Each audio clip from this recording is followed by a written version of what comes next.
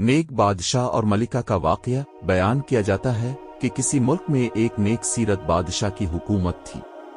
वो शाही खजाने से एक पैसा भी अपनी जरूरियात के लिए नहीं लेता था।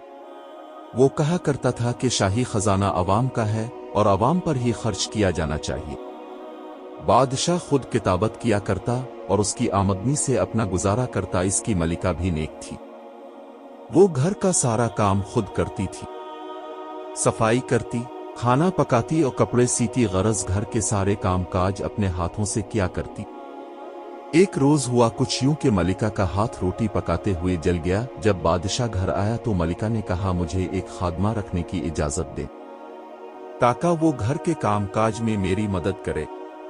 बादशाह ने कहा, मलिका तुम जानती हो कि मैं शाही खजाने से एक पैसा भी नहीं लेता, इसलिए कि ये अवाम का पैसा है और मेरी आमदनी इतनी नहीं कि मैं एक खादमा रख सकूं, क्योंकि मेरी आमदनी मेरे हाथ की कमाई पर है और किताबत से इतनी आमदनी नहीं होती कि मैं एक तमेरी लिए खादमा रख सकूं।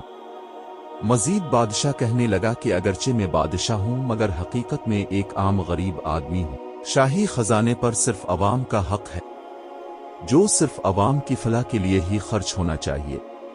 अगर आज मैंने इस खजाने से आज कुछ ले लिया तो कल खुदा ताला को क्या जवाब दूंगा। मलिका तुम हलाल की कमाई पर सब्र और शुक्र करो, बरोज क़ियामत खुदा तुम्हें इसका बहुत अजर देगा। बादशाह की मलिका भी चूंकि समझदार और नेक खातून थी, इसलिए फिर सुल्तान से इस सिलसिले में कुछ न कहा और घर के काम काज खुद करती रहती। इसलिए कहा जाता है कि खुदा से दोस्ती रखना हो तो अपने हाथ से कमाओ और हलाल रिस्क से अपने और खानदान की कफालत करो।